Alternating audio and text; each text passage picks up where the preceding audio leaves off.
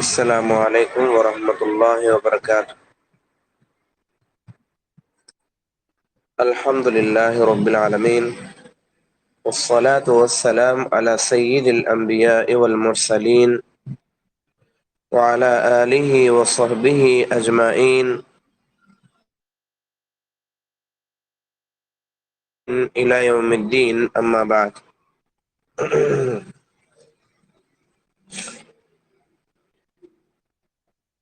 అనంత కరుణామయుడు, అమిత కృపా సాగరుడు, ఆయన సకల లోకాలకు చక్రవర్తి, సర్వజీవరాశికై ఆహార ప్రదాత, సర్వ మానవాళికై జీవనోపాధి ప్రదాత, ప్రత్యక్షకుడు, పరోక్షకుడు, కరుణామయుడు, కృపాకర్త అయినటువంటి దివ్యుడు, సర్వశక్తిమంతుడు, సర్వం సాధ్యమైనటువంటి సర్వోన్నతుడు అయిన అల్లాహ్ సుబ్హానహు వ తఆలా యొక్క దివ్య నామాన ప్రారంభిస్తున్నాను.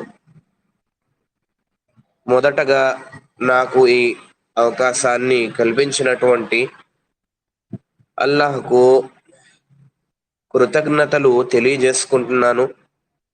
ఆ తర్వాత మన తరగతిలో ఎవరైతే వచ్చి హాజరై ఉన్నారో అల్లా వారందరిపై కూడా తన ప్రత్యేక కారుణ్యాన్ని కురిపించుగాక.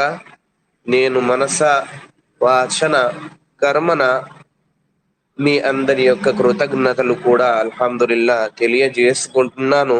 అల్లా ఎల్లప్పుడూ తన సంరక్షణలో మిమ్మల్ని ఉంచుకునే సౌభాగ్యాన్ని కల్పించుగాక. ఆమీన్. ఇహలోకంలోను పరలోకంలోను సన్మార్గంపై నడిచే ఎల్లప్పటి సాఫల్యాన్ని దక్కించుకునే సౌభాగ్యాన్ని కల్పించుగాక. ఆమీన్.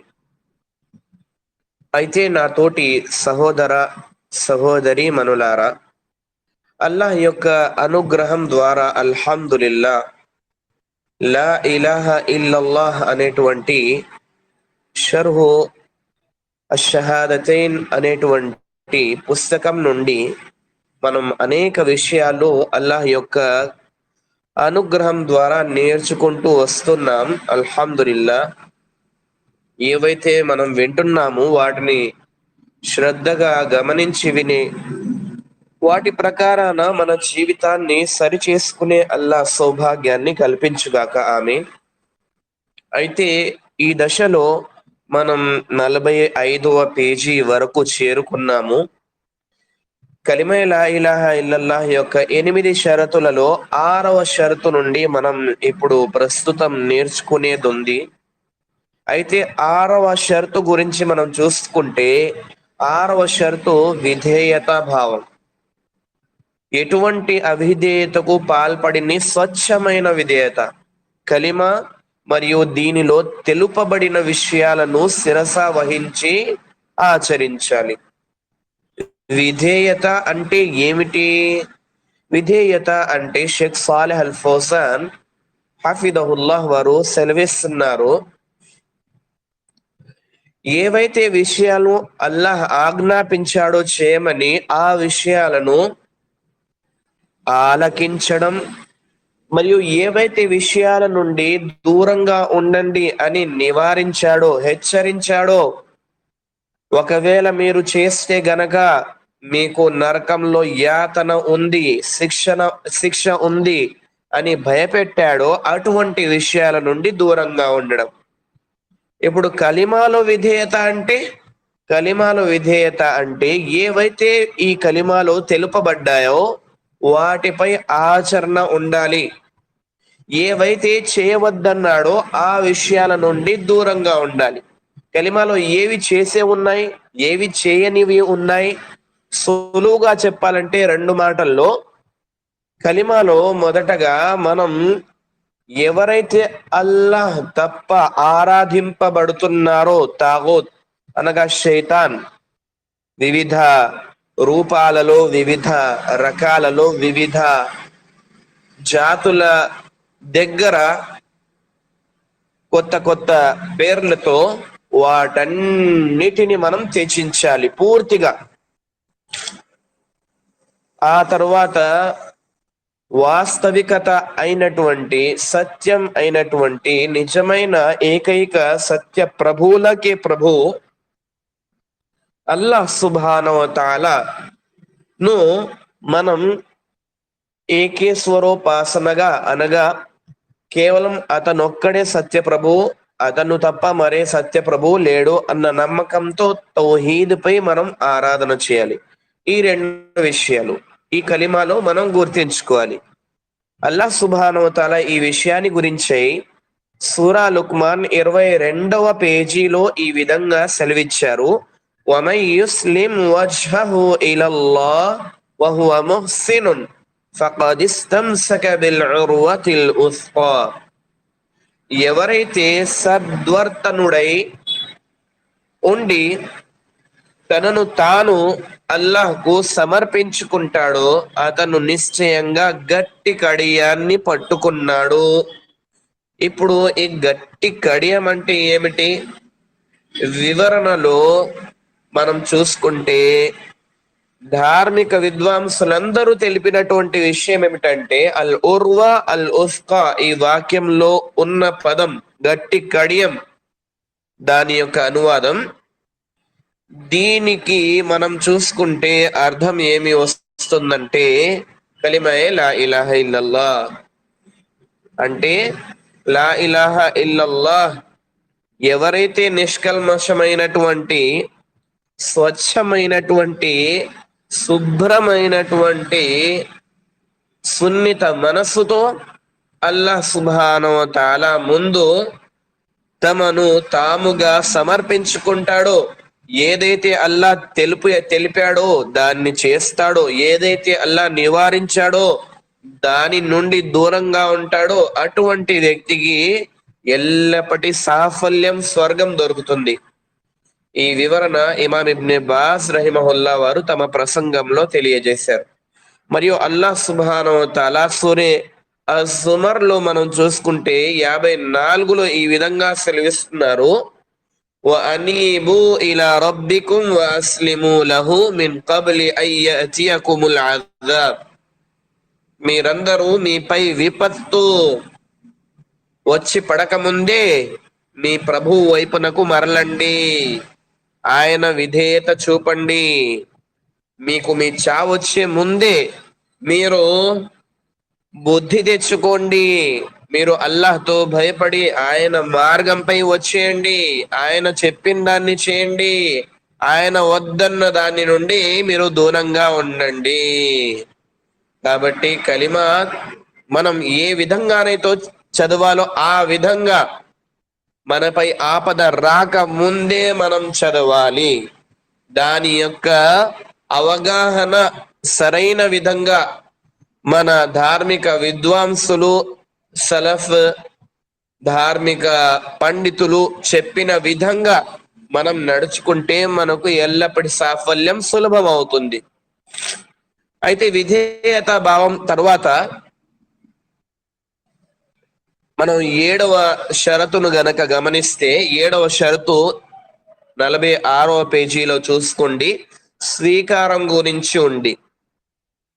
మనం ఈ కలిమాలో తెలిపిన ప్రతి ఒక్క సూక్ష్మ విషయాన్ని కూడా శ్రద్ధగా గమనించి దానిపై స్వీకారం, ఆ తరువాత ఆరాధన, ఏ విధంగానైతే విధేయత ఇప్పుడే మనం విన్నాం, ఇవన్నీ తప్పనిసరి అవుతాయి. ఎలాగైతే చూడండి, ఎటువంటి నిరాకరణ లేని స్వీకారం అల్లాహ్ ఈ విధంగా సెలవిచ్చాడు సూరే అస్-సాఫాత్ లో. ఎటువంటి నిరాకరణ లేని స్వీకారం, ఇది ఈ కలిమాలో తప్పనిసరి. 7వ షరతు ఇది. అల్లాహ్ దీని గురించి సాక్ష్యం ఇస్తూ సూరా అస్-సాఫాత్ లో తెలుపుతున్నాడు. ఇన్నహుం కాను ఇదా ఖీల లహుం లా ఇలాహ ఇల్లల్లాహ్ యస్తక్బిరూన్ వయఖూలూన అఇన్నా లతారికు ఆలిహతినా లిషాఇరిన్ మజ్నూన్. అల్లాహ్ తప్ప మరో ఆరాధ్య దేవుడు లేడని వారితో అన్నప్పుడు వారు అహంకారంతో విర్రవీగేవారు. ఎవరు? అరబ్బు ముష్రికులు. ముఖ్యంగా పిచ్చి పట్టిన ఒక కవి చెప్పినంత మాత్రాన మేము మా పూజ్య దైవాలను వదులుకోవాలా అని అనేవారు. ఈ వాక్యంలో ముష్రికీనే అరబ్ యొక్క విషయం ఉంది, సందర్భం వచ్చి ఉంది. వారు అల్లాహ్ సుబ్హానహు వ తఆలాపై రుబూబియత్ లో అల్లాహ్ ఏకైకుడు అన్న నమ్మకం ఉంచేవారు, కానీ ఉలూహియత్ లో ఆరాధన చేసే సమయాన మాత్రం అల్లాహ్తో పాటు వేరే వారిని కూడా ఆరాధించేవారు. కానీ దీని ద్వారా అల్లాహ్ను వారు నమ్మారని ఏదైతే ప్రచారం చేస్తున్నారో దానికి ఎటువంటి లాభం వారికి దొరకలేదు. ఎందుకంటే అల్లాహ్ను నమ్మేవారు ఈ లోకంలో చాలా మంది ఉన్నారు, ముస్లిములే కాదు. కానీ సత్య నమ్మకం ఇది ప్రవక్త వారు తెలిపిన బాట. చాలా మంది ముస్లిమేతరులు కూడా నేను అల్లాహ్ను కూడా నమ్ముతాను, నేను ఫులాని కూడా నమ్ముతాను, నేను యేసును కూడా నమ్ముతాను ఇలా చెప్తారు. కానీ అల్లాహ్ను నమ్మడం అంటే అల్లాహ్ ఈ ఉనికిలో ఉన్నాడు అని నమ్మడం మాత్రమే కాదు. నిజానికి అతను ఈ ఉనికిలో ఉన్నాడు అని నమ్మడం కాదు, అల్లాహ్ సుబ్హానహు వ తఆలా తెలిపిన విషయాలను ఆరాధించాలి, ఆలకించాలి, ఆచరించాలి. ఇది తప్పనిసరి. అయితే వారు రుబూబియత్ పైన విశ్వాసం తీసుకొచ్చారు, కానీ అల్లాహ్ తప్ప మరే సత్య ఆరాధ్యుడు లేడు అన్న కలిమాపై వారు విశ్వాసం తీసుకురాలేదు. వారికి తెలుసు ఈ కలిమాలో ఉన్న విషయం సత్యమే, కానీ వారు తమ తాత ముత్తాతల కాలం నుంచి వస్తున్నటువంటి షిర్క్ను వదలలేకపోయారు. కాబట్టి వారి యొక్క తాత ముత్తాతల కాలం యొక్క ప్రేమలో వచ్చేసి అల్లాహ్ యొక్క కలిమాను నిరాకరించేశారు. మరియు ఏమి తెలిపేవారు? ఓ పిచ్చివాడు, ఒక కవి చెప్పినంత మాత్రాన మేము మా పూజ్య దేవాలను వదులుకుంటామా అని వారు ప్రశ్నించేవారు. నిజానికి చూసుకుంటే వారి ఈ మాట ఏ విధంగానూ సరికాదు. ఒక కవి అంటే ఒక జ్ఞాని, ఒక కవి అంటే ఒక పండితుడు, విద్వాంసుడు. కవిత్వం తయారు చేయాలంటే అతనికి చాలా జ్ఞానం కావాలి. జ్ఞానంతో పద్ధతిగా కూర్చొని అతను చాలాసేపు తమ ఆలోచనలు మొత్తం ఒక చోట కూడా చేసి ఆ తర్వాత అతను కవిత్వం రాస్తాడు. దాన్ని అనేక మంది చదివి ప్రభావితులై కూడా ఉంటారు. అయితే ఈ విషయాన్నంతటికీ జ్ఞానం అనేది ఉంటుంది. కవి ఇలాగే పిచ్చివాడవడు, కానీ వాళ్ళు పిచ్చోడు మళ్ళీ కవి కూడా అంటున్నారు. ఇది ఎలా అంటే సత్యం అసత్యం సరైపోయింది అన్నటువంటి అబద్ధం ఇది. ఒకవైపు చల్లదనం, ఒకవైపు వేడి, కానీ రెండు ఒకటే అన్నది ఇది కుదరదు. అలాగే ప్రవక్త వారిని మీరు ఒకవైపు పిచ్చోడు అంటున్నారు, ఒకవైపు కవి అంటున్నారు. ఈనాడైతే చాలా మంది ఉన్నారు జ్ఞానులు, అనేక ఫీల్డ్స్ లో ప్రత్యేకత సంపాదించి పేరు ప్రతిష్టలు సంపాదించినటువంటి వారు. కానీ ఆ కాలంలో అందరికంట గొప్ప జ్ఞాని ఎవరైనా ఉన్నారంటే అది కేవలం కవులు మాత్రమే.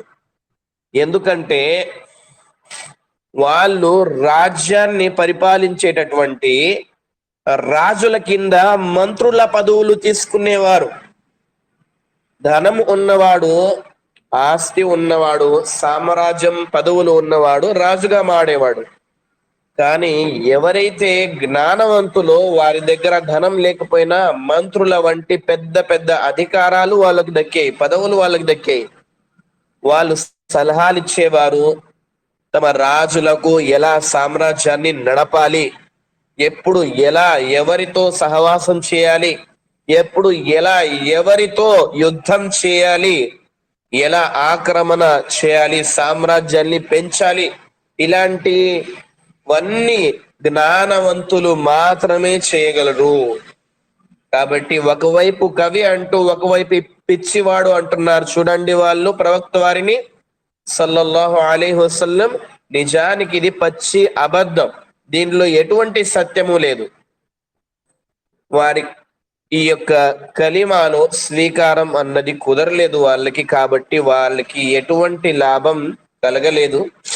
కాబట్టి మనం కూడా కలిమాలో పూర్తిగా స్వీకారం పొందాలి.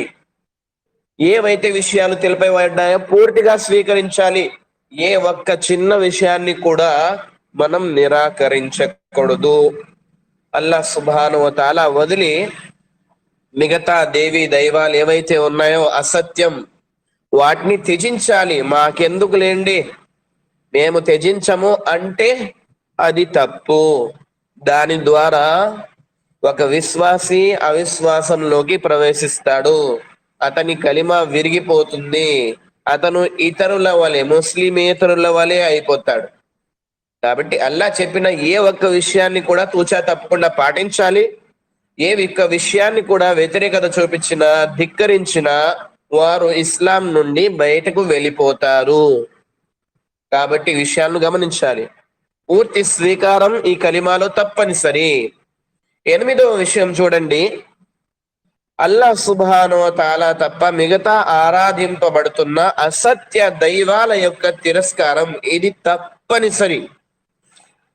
ఓ విశ్వాసి కలిమా పఠించిన తరువాత కేవలం అల్లాహ్ను స్వీకరిస్తే చాలదు. అల్లాహ్కు వ్యతిరేకంగా ఆరాధింపబడుతున్న దైవాలను ముందుగా తిరస్కరించాలి, ఆ తర్వాత అల్లాహ్ను స్వీకరించాలి. ఎందుకంటే ఒక వ్యక్తి తన మనసులో చెత్త చెదారం వంటి మలిన వస్తువులను, వ్యర్థాల వంటి విషయాలను తన మనసులో ఉంచుకొని ఆ తర్వాత నేను సత్యంపై నడవాలని కొన్ని మంచి విషయాలు నేర్చుకున్నా అతనికి లాభం ఉండదు. ఎందుకంటే ఇంట్లో మనం ముందు శుభ్రం చేయాలి, చెత్తను తీసి పడేయాలి. ఆ తర్వాత మనం శుభ్రం చేసిన దానికి లాభం ఉంటుంది. ఆ తర్వాత మనం కొట్టినటువంటి సుగంధానికి మరియు మంచి సువాసనకు ఒక లెక్క ఉంటుంది. కాబట్టి మనం చెప్పేది ఏంటంటే ముందుగా శుభ్రం చేసుకోండి మీ మనసులను, పూర్తిగా షిర్క్ నుండి మీ మనసులను శుభ్రం చేసుకోవాలి. ఎందుకంటే ఏ విధంగానైతే ఒక వ్యక్తి చెత్తలో చెదారంలో మలిన విషయాలలో వ్యర్థాలలో విసర్జిత విషయాలలో తమ జీవితాన్ని సాగనంపలేడో, అటువంటి చెడ్డ విషయాలలో తమ జీవితం సాగనంపలేడో అటువంటి వ్యక్తి మరి ఎలా తన మనసులో షిర్క్ మరియు బిదాత్ ఇలాంటి తప్పుడు విషయాలు మరియు ఏవైతే అహంకారం, గర్వం, ఈర్ష, అసూయ, ఇతరులపై ద్వేషం, శత్రుత్వం ఇవన్నీ మనసులో ఉంటే ఎలాగ మరి తౌహీద్ అనేది సరైన విశ్వాసం అనేది, చిత్తశుద్ధి, విధేయతా భావం అనే విషయాలు ఎలా వస్తాయి మనసులో?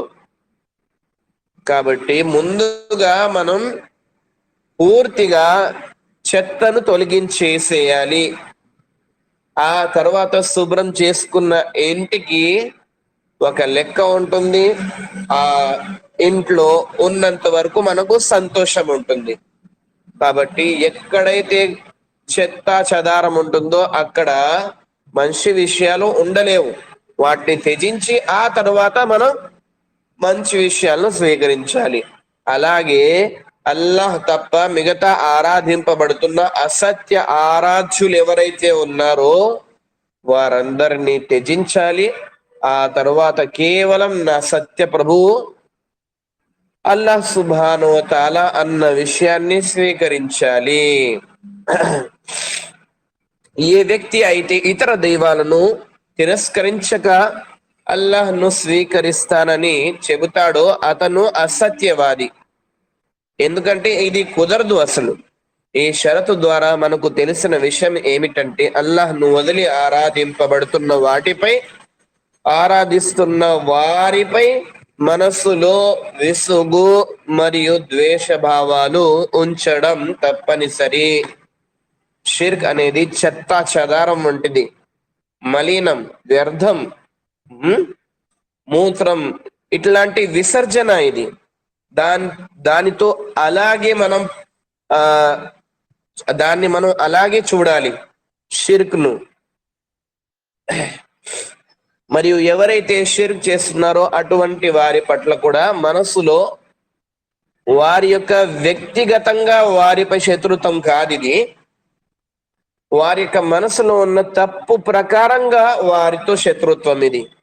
అయితే మనసులో ఈ విషయాల గురించి షిర్క్ మరియు ముష్రికీన్లు ఎవరైతే ఉన్నారో, మలినాన్ని ఇష్టపడేవారు, చెత్తా చెదారాన్ని, వ్యర్థాన్ని ఇష్టపడేవారు, అటువంటి వారి పట్ల మనస్సులో మాత్రమే గుర్తించుకోండి. ఎవరైనా మన పండితుల వారు ఇలా తెలియజేశారు, శత్రుత్వం ఉంచాలని చెప్పేసి ఎవరైనా వాళ్ళకి హాని కలిగిస్తారో అటువంటి వాళ్ళు తమ విశ్వాసంలో లోపం చూపించుకున్నటువంటి వాళ్ళు అవుతారు. వారికి ఎటువంటి హాని కలిగించడం కాదు, కావాలంటే మీరు హితబోధ చేయవచ్చు, వారి యొక్క సన్మార్గం కోసం పరితపించవచ్చు, కానీ వారికి తమ చేతితో లేదా వేరే విషయంతో వారికి హాని కలిగించరాదు. గుర్తించుకోండి, వాళ్ళకి బాధ కలిగించరాదు. ఇది సరైన విశ్వాసుల లక్షణం కాదు. ఎవరైతే తప్పు చేస్తున్నారో వారో అటువంటి వారి యొక్క లక్షణం. మనం కేవలం మనసులో మాత్రమే ద్వేషం ఉంచాలి. ఎందుకంటే శత్రుత్వం మనకు వారి వ్యక్తిగతంతో కాదు, వ్యక్తిత్వంతో కాదు. మన శత్రుత్వం కేవలం వాళ్ళ మనసులో ఉన్న షిర్క్తో మాత్రమే, శైతాన్ యొక్క తాగూత్ యొక్క ఆరాధనతో వ్యతిరేకత మాత్రమే. కాబట్టి మనసులో ఉంచుకోవాలి. అల్లాహ్ సూరా జుఖ్రూఫ్ 22వ వాక్యంలో ఈ విధంగా తెలియజేస్తున్నారు, ఇన్ననీ బరాఉం మిమ్మా తఅబుదూన్ ఇల్లల్లదీ ఫతరనీ ఫఇన్నహు సయహ్దీన్. మీరు పూజించే అసత్య దైవాల నుండి నేను చాలా దూరంగా ఉన్నాను. ప్రవక్త ఇబ్రాహీం అలైహిస్సలాతు వస్సలాం వారి గురించి ఈ విషయము వారు తెలియజేశారు. తమ యొక్క సమాజం వారితో ఎవరైతే అల్లాహ్తో పాటు ఇతర దేవి దైవాలను ఆరాధించేవారో అటువంటి వారితో తెలియజేశారు, మీరు పూజించే అసత్య దైవాల నుండి నేను చాలా దూరంగా ఉన్నాను. నన్ను పుట్టించిన వానిని మాత్రమే నేను ఆరాధిస్తాను, ఆయన మాత్రమే నాకు సన్మార్గం చూపుతాడు. అయితే మనల్ని పుట్టించినటువంటి ఏకైకుడు సత్య ఆరాధ్యుడు అల్లాహ్ను మాత్రమే ఆరాధించాలి. మిగతా దేవి దైవాలందరినీ త్యజించాలి. ఎందుకంటే పుట్టించడమైన, సన్మార్గం చూపించడమైన, లాభ నష్టాలను కల్పించడమైన ఇవన్నీ కేవలం అల్లాహ్ చేతిలో మాత్రమే ఉన్నాయి. మన జీవన్ మరణాలు, మనకు ఏదైతే ప్రసాదింపబడుతుందో ప్రతి దానికి మూలం అల్లాహ్ సుబ్హానహు వ తఆలా. ఆయన తప్ప మరెవ్వరు ఈ విషయాలలో కాస్తంత కూడా జోక్యం చేసుకునే అధికారం కలిగి లేరు. ఎందుకంటే వారికి ఎటువంటి శక్తి సామర్థ్యాలు లేవు. ఏవైతే విషయాలు కేవలం అల్లాహ్ చేయగలడు ఆ విషయాలలో ఎటువంటి శక్తి సామర్థ్యాలు లేవు. ఈ విషయం ముష్రికులకు కూడా తెలుసు. కాబట్టి వాళ్ళు పూర్తిగా అల్లాహ్ యొక్క కార్యాలపై విశ్వాసం, రుబూబియత్ పై విశ్వాసం తీసుకొచ్చారు, కానీ ఉలూహియత్ పై విశ్వాసం తీసుకురాలేకపోయారు.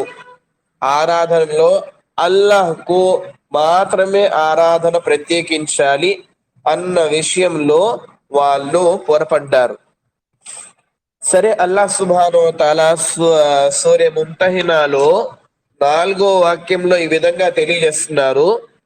నిజానికి ఈ మాట ఇబ్రాహీం అలైహిస్సలాం వారు తెలియజేసింది. అల్లాహ్ తన పుస్తకంలో ఈ విధంగా చివరి అంతిమ దైవ గ్రంథమైనటువంటి అల్లాహ్ సుబ్హానహు వ తఆలా యొక్క దివ్య గ్రంథం ఖురాన్ లో అల్లాహ్ ఇబ్రాహీం అలైహిస్సలాం వారు తెలిపిన మాటని ఈ విధంగా తెలియజేస్తున్నారు.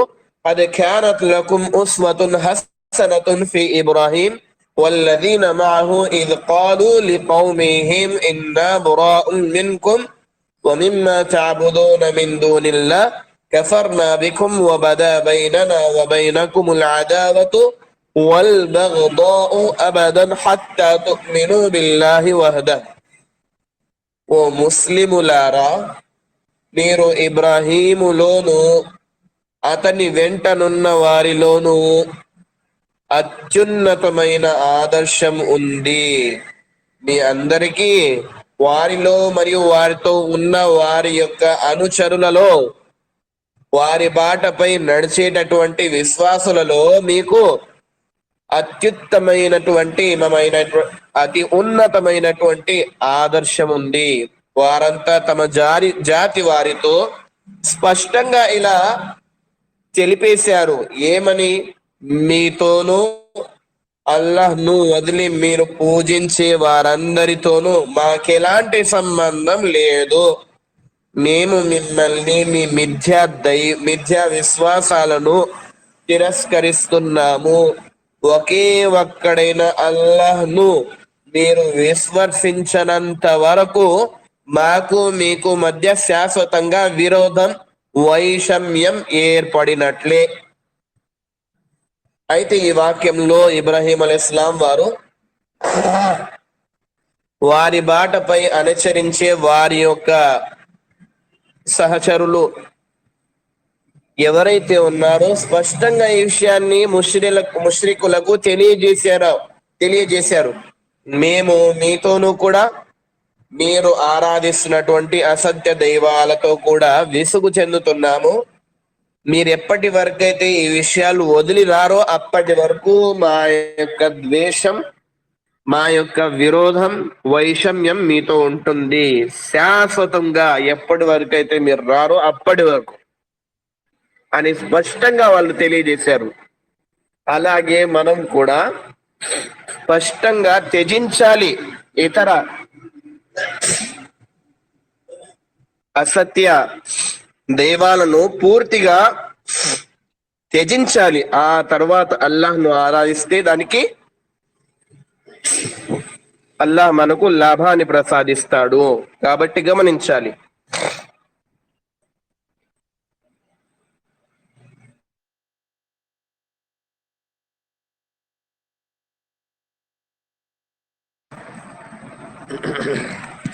ప్రవక్త ముహమ్మద్ సల్లల్లాహు అలైహి వసల్లం వారు తెలిపారు, మరియు ఈ హదీసు సహీ ముస్లిం గ్రంథం 23వ హదీసు.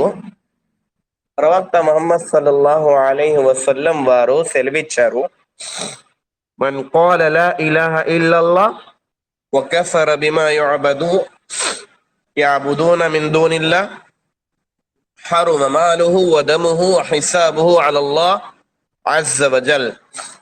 ఎవరైతే కలిమా లా ఇలాహ ఇల్లల్లాహ్ పాటించారో మరియు అల్లాహ్ను వదిలి ఆరాధింపబడుతున్న అసత్య దైవాలన్నింటినీ తిరస్కరించారో అటువంటి వ్యక్తి పట్ల సాటి ముస్లింకు అతని సొమ్ము, అతని సంపాదన మరియు పరువు ప్రతిష్టలతోనూ కాపాడటం తప్పనిసరి, వాటి రక్షణ చేయడం తప్పనిసరి. ఒక విశ్వాసి మరొక విశ్వాసికి కుడి చేయి వంటి వాడు, దృఢమైనటువంటి అతనికి సపోర్ట్ ఇచ్చే గోడ వంటి వాడు. కాబట్టి మనం ముస్లిం అయిన తర్వాత మరొక ముస్లింతో ఎలా వ్యవహరించాలి, ఎలా ప్రేమించాలి, ఎలా సహాయం చేయాలి అన్న విషయాలు అకీదాలో వస్తాయి. మీరు విని ఉన్నారు ఉసూలే సలాసా పుస్తకంలో అల్ వలా వల్ బరా అనేటువంటి అధ్యాయంలో. అల్ వలా అంటే విశ్వాసుల పట్ల ప్రేమ భావాలు, ముహబ్బతిహిం వ నుస్రతిహిం, వారి పట్ల సహాయం, ఇవన్నీ తప్పనిసరి ఒక మంచి విశ్వాసి కోసం. అతను స్వార్థంగా నేను, నా సంపాదన, నా భార్య, పిల్లలు అనే విధంగానే జీవితం గడిపితే ఎవరికి కూడా వారి యొక్క అవసరం ఉండదు. మరియు వారికి ఇతనికి అవసరం వచ్చినప్పుడు వారు కూడా సహాయం చేయరు. కాబట్టి పరస్పరం సహకరించుకోవాలి. భావాలతో మనం ఒకరినొకరు కలుస్తూ ఉండాలి. ఆప్యాయతతో అందరి గురించి ఏ విషయాలు బయట ఎంతమంది ఎలా చెప్పుకున్నా సరే మంచిగా భావించాలి. ఎందుకంటే చెడుగా ఆలోచించడం కూడా మన తోటి విశ్వాసి గురించి ఇది ఇసం అవుతుంది, అనగా ఇది పాపం అవుతుంది ఇస్లాంలో. ఎందుకంటే అల్లా స్వయంగా తెలిపాడు, ఇన్న బావన్ని ఇస్మున్. ఇలాంటి అనుమానాలు, అపోహలు, తప్పుడు అపోహలు ఏవైతే విశ్వాసికి మరొక విశ్వాసిపై ఉంటాయో ఇవన్నీ తప్పుకు, పాపానికి మార్గం చూపిస్తాయి. కాబట్టి ఎల్లప్పుడూ మనం మన యొక్క విశ్వాస సహోదరులతో ప్రేమానుభావాలతో కలిసి మెలగాలి. దీనిపై మనం మాట్లాడదలుచుకుంటే ఇన్షాల్లా మరొకసారి మాట్లాడుకుందాం. ఎందుకంటే దీంట్లో చాలా ఉసూలు ఉన్నాయి. ఒక ముస్లిం మరొక ముస్లింతో ఎలా వ్యవహరించాలి అన్న విషయాన్ని మనం చూసుకుంటే పుస్తకాలు నింపబడి ఉన్నాయి. ఎందుకంటే ఇదే ఇస్లాం.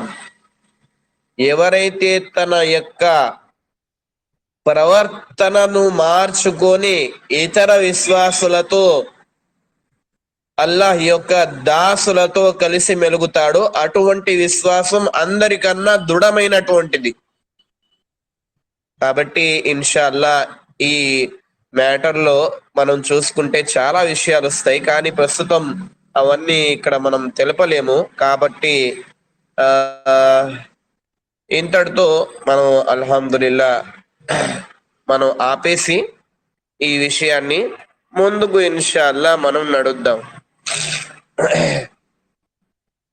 ఇప్పుడు చూడండి, 48వ పేజీలో చూసుకోండి. నవాఖిదే ఇస్లాం గురించి ఈ యొక్క 48వ పేజీలో సమాచారం ఉంది.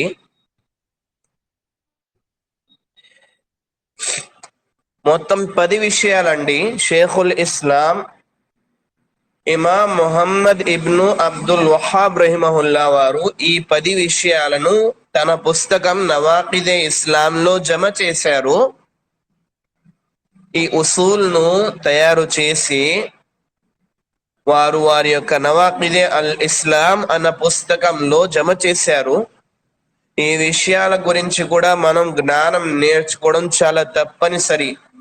ఎందుకంటే ఎప్పటి వరకైతే మనకు ఏ విషయాల నుండి హాని కలుగుతుందో ఆ విషయాలను సరైన విధంగా తెలుసుకోలేదో మనకు అప్పటి వరకు మనకు హాని కలుగుతూనే ఉంటుంది, నష్టం కలుగుతూనే ఉంటుంది. మరియు మనకు దాని యొక్క ఆలోచన కూడా ఉండదు. మనం ఇంత పెద్ద తప్పు చేస్తున్నామా, జ్ఞానం తెలియనంత వరకు మన జ్ఞానం కూడా మనకు ఆలోచన కూడా ఉండదు మనం ఎంత పెద్ద తప్పు చేస్తున్నాం. కాబట్టి 10 విషయాలు మనం తెలుసుకోవడం తప్పనిసరి. మొదటి విషయం షిర్క్ అండి. విశ్వాసి యొక్క చదివినటువంటి, పలికినటువంటి కలిమ విరగడానికి, భంగపరచబడడానికి గల మొదటి కారణం ఇది షిర్క్. షిర్క్ గురించి మనం చాలానే వినేసాం అల్హమ్దులిల్లా. ఇది అందరికంటే విషపూరితమైనటువంటి, అతి దారుణమైనటువంటి పాపము. అల్లాహ్ ఆరాధనలో మరొకరిని జమ చేయడం అన్నది, భాగ్యస్వామ్యం కల్పించడం అన్నది ఇది చాలా దారుణం. అల్లాహ్ సుబ్హానహు వ తఆలా పై అతి పెద్ద అబద్ధం ఈ లోకంలో ఏదైనా ఉందంటే అవిశ్వాసులది, ముస్లిమేతరులది. అది కేవలం అల్లాహ్తో పాటు మరో ఆరాధ్యుని కూడా ఆరాధించవచ్చు అనే అబద్ధ నమ్మకం.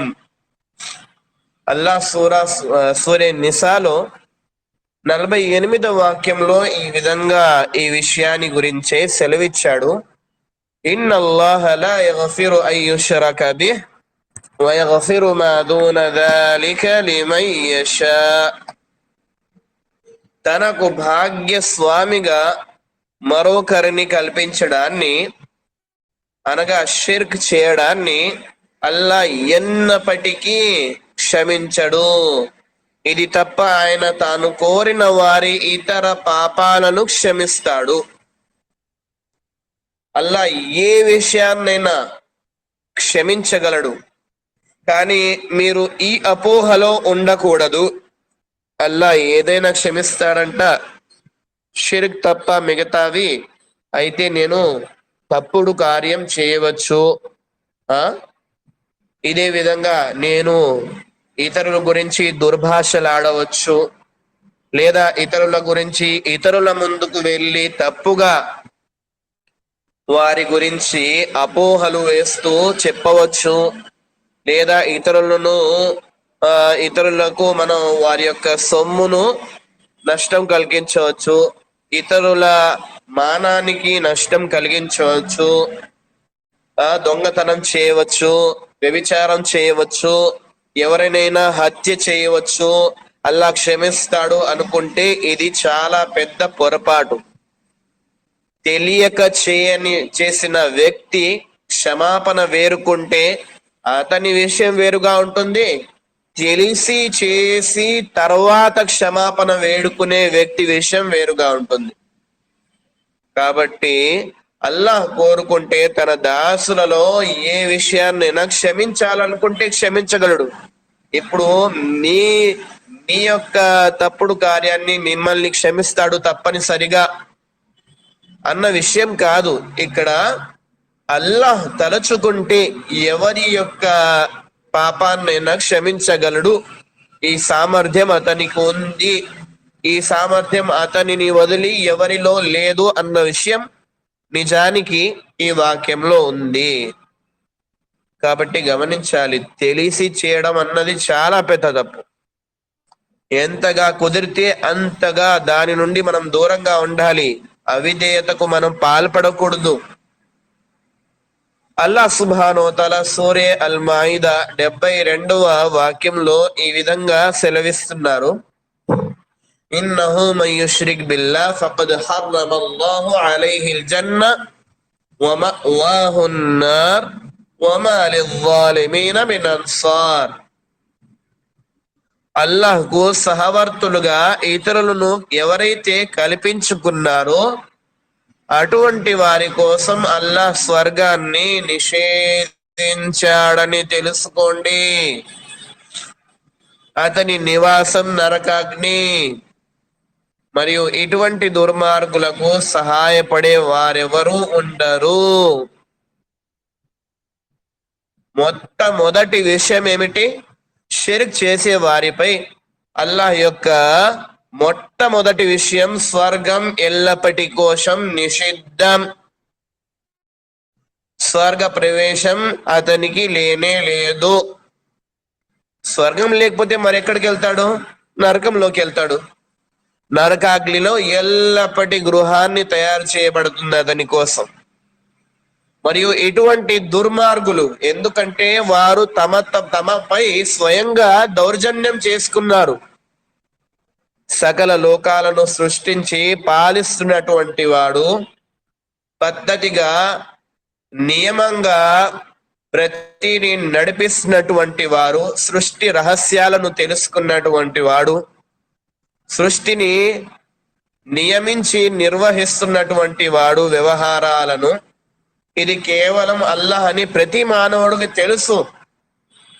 ఎందుకంటే ఈ వాగ్దానాన్ని వారందరూ అల్లాహ్కు చేసి వచ్చారు. వాదై అలస్తలో మీరు విన్నారు. అల్లాహ్తో వాగ్దానం చేసి ప్రతి మనిషి చివరి వరకు అల్లాహ్ సుబ్హానహు వ తఆలాకు వాగ్దానం చేసి ఈ లోకంలో తమ సమయాన వస్తున్నారు, వెళ్ళిపోతున్నారు. కాబట్టి వాళ్ళ మనసులో రుబూబియత్ అన్నది మొదటి నుంచి ఉన్నది. కానీ లోకంలో వచ్చిన తర్వాత ఎప్పుడైతే వాళ్ళు ఉలూహియత్ వరకు చేరుకుంటారో మరియు షిర్క్ ను త్యజిస్తారో, అప్పుడే వాళ్ళకి లాభం ఏ విధంగానైతే కలగాలో ఎల్లప్పటి లాభం స్వర్గం అప్పుడే దక్కుతుంది. ఎవరైనా అల్లాహ్కు ధిక్కరించి అతని మాటను నిరాకరించి నేను షిర్క్ చేస్తానని ఎవరైతే షిర్క్ చేస్తారో అటువంటి వారిపై మొదటగా అల్లాహ్ చేసే శిక్ష ఏమిటి? వారికి స్వర్గం యొక్క ప్రవేశాన్ని నిషిద్ధం చేయడం, ఆ తర్వాత ఎల్లప్పటి గృహం అతని కోసం నరకంలో ఏర్పాటు చేయడం, ఆ తర్వాత ఎటువంటి దౌర్జన్యం తమపై తాము చేసుకునే వారికి ఎటువంటి సహాయం చేసేవారు ఉండరు. మనం విన్నాం కదా, అల్లాహ్ సుబ్హానహు వ తఆలా యొక్క దేవ ప్రవక్త తమ సహబాలకు తెలియజేస్తారు, మీరు జులుం చేయకండి. ఎవరైతే జులుం చేశారో అల్లాహ్ వారిపై స్వర్గాన్ని నిషేధిస్తాడు, నరకాన్ని ఎల్లప్పటి కోసం చేస్తాడు. ఈ విషయం విన్నటువంటి అనేక మంది సహబాలు బాధకు గురవుతారు. ఎందుకంటే ఒక సమయాన అరబ్బు ప్రదేశంలో ఉన్న ప్రతి విశ్వాసి, ఇప్పుడు విశ్వాసి అప్పుడు అవిశ్వాసంగా ఉండే కాలంలో, అజ్ఞానంలో ఉండే కాలంలో, అంధకారంలో ఉండడం వలన వాళ్ళకి ఏది సరిగా ఉండకపోయింది కాబట్టి ఎవరైతే వచ్చేవారు వారిపై దాడి చేసేవారు, వారి యొక్క సొమ్మును లాక్కునేవారు, వాళ్ళ యొక్క స్త్రీలను, వాళ్ళ యొక్క పిల్లలను వారు బందీలుగా చేసుకునేవారు, వారి యొక్క జంతువులను, వారి యొక్క ఆహారం మరియు సామాగ్రిని మోయడానికి ఉంచుకునేవారు అవసరానికి, వారి యొక్క వజ్రాలు, వైడూర్యాలు, ఏవైతే వ్యాపార సామాగ్రి అంతా లాక్కునేవారు. దీనిపైనే వాళ్ళ జీవితం గడిపేది. లేకపోతే ఆ ఎడారి ప్రదేశాల్లో, చెట్లు లేని, తిండి లేని ప్రదేశాల్లో, బట్ట లేని ప్రదేశాల్లో, పానీయం లేని ప్రదేశాల్లో ఎలా జీవించగలరు? కాబట్టి అలా చేసేవారు, వారి యొక్క పరిస్థితులు అట్లా ఉండేవి. కానీ అల్లాహ్ ఇస్లాం వారికి ప్రసాదించిన తర్వాత వారంత మంచి వారు ఈ లోకంలో ఎవరు లేరు, అలా మారిపోయారు. అయితే ప్రవక్త వారి మాట వినేసి సహాబాలందరూ కాస్త బాధపడ్డారు. ఒక కాలంలో మేము తప్పు చేశాం కదా, ఇతరులపై దౌర్జన్యం చేశాం కదా, అయితే మాపై అల్లాహ్ స్వర్గాన్ని నిషేధిస్తాడేమో అన్న విధంగా బాధపడ్డారు. తర్వాత ప్రశ్నిస్తే ప్రవక్త ముహమ్మద్ సల్లల్లాహు అలైహి వసల్లం వారు వారికి తెలియజేశారు, మీకు తెలియదా, అల్లాహ్ తన గ్రంథంలో జులుం అంటే ఏమిటి అని తెలియజేసిన విషయం మీకు తెలియదా? లుక్మాన్ అలైహిస్సలాం వీరు ప్రవక్త కాదు, గుర్తించుకోండి. వీరు అల్లాహ్ యొక్క దాసులలో ఒకరు. వారు తన కొడుకుకు ఒక హితోపదేశం చేశారు. నిజానికి ఈయన ఆఫ్రికాలో నీగ్రో జాతికి చెందినవారు. వారు వారి యొక్క కుమారునికి ఒక హితోపదేశం చేశారు. దాని ద్వారా అల్లాహ్ ఎంతగా ఆ హితోపదేశం ఇష్టపడ్డాడంటే తన అంతిమ దైవ గ్రంథంలో వారి హితోపదేశాన్ని అల్లాహ్ తెలిపి ఆ సూరా పేరే వారి పేరున పెట్టేశాడు, సూరే లుక్మాన్. చూడండి ఎంత పెద్ద విషయము. షిర్క్ ను వదిలి అల్లాహ్ యొక్క తౌహీద్ పై రావడం, ఇది అతి పెద్ద విజయాన్ని ప్రాప్తం చేసుకున్నట్లే. ఇది లోకంలో అతి గొప్ప అసాధ్యమైన విషయాన్ని సాధ్యం చేసుకున్నట్లే, అతను సాఫల్యం అయిపోయినట్లే. కాబట్టి లుక్మాన్ అలైహిస్సలాం తెలిపినటువంటి సమాచారాన్ని మనం వినాలి. ఆయన ఏం తెలియజేశారు తమ కుమారుడికి? యా బునయ్య, ఓ నా కుమారుడా, లా తుష్రిక్ బిల్లా, ఎప్పుడు కూడా అల్లాహ్ సుబ్హానహు వ తఆలాకు భాగ్యస్వామ్యం కల్పించకూడదు. ఇన్న షిర్కల జులుం అజీమ్, ఎందుకంటే నిశ్చయంగా అల్లాహ్ సాక్షిగా చెబుతున్నాను, అల్లాహకు భాగ్యస్వామ్యం కల్పించడం అన్నది, మిథ్యా దైవాలను కల్పించడం అన్నది, అల్లాహ్తో పాటు ఇతరులను కూడా కలిపి ఆరాధించడం అన్నది, ఇది అతి ఘోరమైనటువంటి దౌర్జన్యం, అతి ఘోరమైనటువంటి పాపం. కాబట్టి మనం ఎప్పుడు కూడా ఈ విషయం నుండి దూరంగా ఉండాలి, షిర్క్ నుండి. ఎందుకంటే ఎవరైతే షిర్క్ చేస్తాడో అతను స్వయం తనపై మాత్రమే అతను ఎల్లప్పటి హాని కోసం తలుపులు తెరిచేస్తాడు. అతను ఎవరికో కాదు, స్వయంగా తనకు తానే హాని కలిగించుకుంటున్నాడు. తన చేతితో తన గొడ్డలి తీసుకొని తన కాళ్ళపై నరికినట్లే. కాబట్టి ఇది స్వయం వ్యక్తికి హాని కలిగిస్తుంది. కాబట్టి ఇది చాలా పెద్ద దౌర్జన్యం స్వయంపై. కాబట్టి ఎవరైతే దౌర్జన్యులు ఉంటారో అటువంటి వారికి రేపటి దినాన, ప్రళయ దినాన సహాయపడేవారు, సాయం చేసేవారు ఎవరు ఉండరు, గుర్తించుకోండి. దేవేతుల కోసం జంతు బలి ఇవ్వడం కూడా షిర్క్ కిందకి వస్తుంది. సమాధుల పేర, జిన్నాతుల పేర జంతు బలి ఇవ్వడం, ఇలాంటివన్నీ కూడా షిర్క్ లో వస్తాయంట. ఇంకా చాలా విషయాలు ఉన్నాయండి షిర్క్ లో. మనం మాట్లాడుకుంటూ వెళ్తే చాలా విషయాలు ఉన్నాయి. ఇన్షాల్లా అల్లాహ్ సుబ్హానహు వ తఆలా మనకు ఈ పుస్తకం తర్వాత కుదిరితే ఏవైతే పుస్తకాలు మనం వింటాం, ఇన్షాల్లా ఎప్పటికైనా ఇన్షాల్లా నేను చనిపోయే ముందు కితాబు తౌహీద్ పుస్తకాన్ని ఇన్షాల్లా మీకు తెలిపి ఇన్షాల్లా అర్థం చేయించి చనిపోతాను ఇన్షాల్లా. అల్లా ఈ నా కోరికను స్వీకరించాలి. ఏవైతే మనం చేస్తున్నామో, నేనైనా మీరైనా సరే, నేను మీకు తెలియజేయడమైనా, మీరు నా క్లాస్లో వచ్చి సమయం తీయడమైనా, ఇవి రెండు గొప్ప విషయాలే. కానీ అల్లా ఎప్పటి వరకైతే చిత్తశుద్ధి మన మనసులో ఉందో అప్పటి వరకే ఈ ఆరాధనకు, ఈ మంచి కార్యాలకు పుణ్యం లిఖిస్తాడు. ఎప్పుడైతే మన సంకల్పంలో లోపం వస్తుందో, ఎప్పుడైతే ప్రదర్శన బుద్ధి, ప్రశంస బుద్ధి వస్తుందో, గుర్తించుకోండి, పూర్తిగా వృధా అయిపోతుంది మన శ్రమ మొత్తం. కాబట్టి మన శ్రమ ఇలాగే కాదు, అల్లాహ్ కోసం అవ్వాలి. చిత్తశుద్ధితో, విధేయతా భావంతో మనం జీవితం గడపాలి. అల్లాహ్ ఈ విషయాలను స్వీకరించుగాక.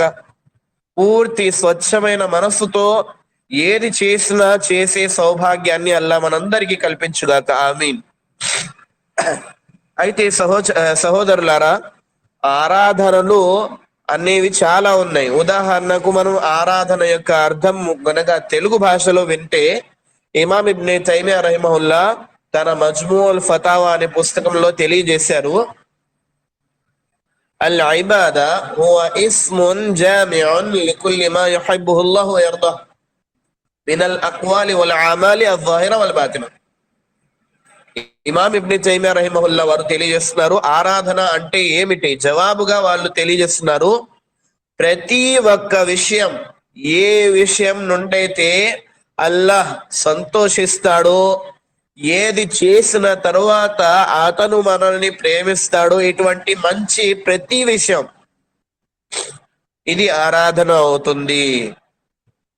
ఒకవేళ అది మీ నోటితో పలికినా, మినల్ అక్వాలి వల్ ఆమని, లేకపోతే చేసి చూపిన, ఏది చేసినా, ఆయన కోరినది ఏది చేసినా, మంచి విషయం ఏది మాట్లాడినా, ఏది చేసినా, మినల్ అక్వాలి వల్ అమాలి అజ్-జాహిరా వల్ బాతినా, ఒకవేళ మీరు బాహ్యంగా చూసి చెప్పిన, అంతర్గతంగా చూడకుండా, ఇతరులకు కనపడకుండా చేసినా సరే, ప్రతిదీ అల్లాహ్ ఇష్టపడే విషయం ఇది ఆరాధన అవుతుంది. కాబట్టి కేవలం నమాజ్ మాత్రమే కాదు ఆరాధన, ఉపవాసాలు మాత్రమే కాదు, జకాతు దానం చెల్లించడం మాత్రమే కాదు, హజ్ యాత్ర చేయడం మాత్రమే కాదు, ఏవైతే విషయాలు మంచి విషయాలు ప్రతి విషయం అల్లాహ్ కోసం చేయాలి. ఏవైతే చెడు విషయాలు ఉన్నాయో ప్రతి విషయాన్ని అల్లాహ్ కోసం త్యజించాలి. ఇది తౌహీద్ అంటే.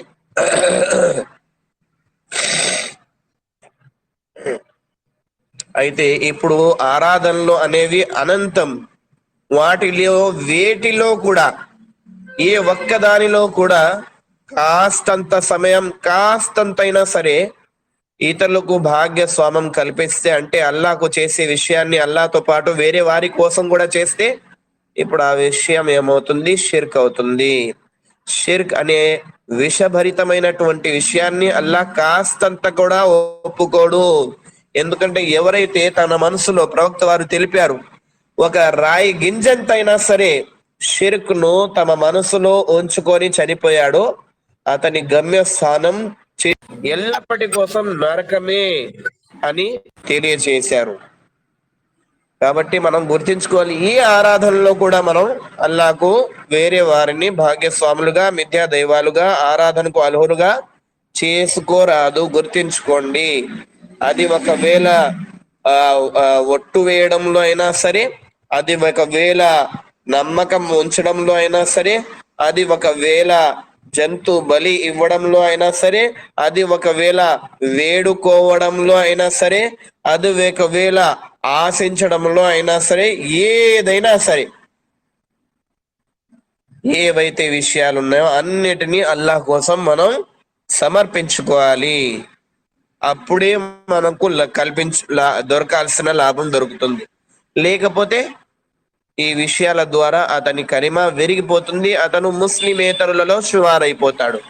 అతనికి స్వర్గం నిషిద్ధమవుతుంది, నరకం ఎల్లప్పటి గమ్యస్థానం అవుతుంది.